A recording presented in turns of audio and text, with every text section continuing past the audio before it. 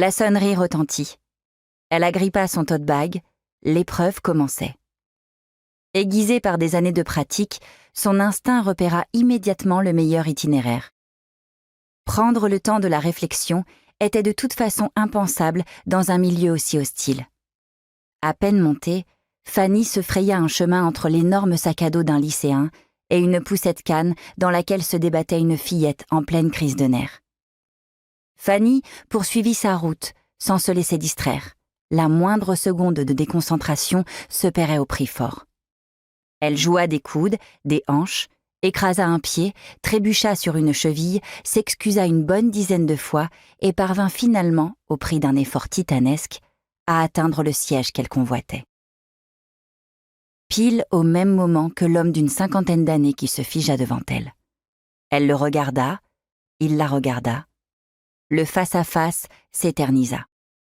En cet instant précis, l'issue de la bataille était des plus incertaines.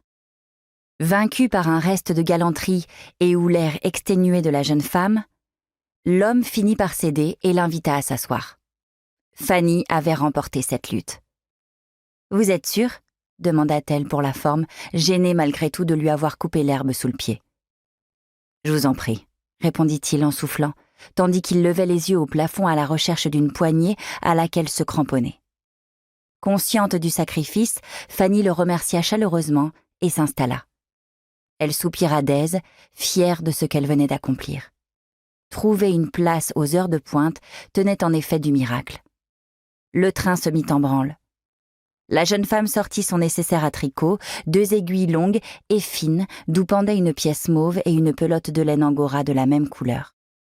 D'ici quelques jours, cet embrouillamini de laine se métamorphoserait en un gilet pour Lilou. Fanny espérait qu'il serait prêt pour Noël. Elle savait à quel point sa fille souhaitait un vêtement plein de poils, comme elle disait. Le cadeau pour Tom, lui, était déjà emballé depuis 2 mois. Un pull en cachemire gris à l'effigie d'un caribou blanc. Fanny avait mis des semaines à le réaliser, sans compter les jours passés à chercher un patron convenable sur Internet. Le bonheur de ses enfants n'avait pas de prix.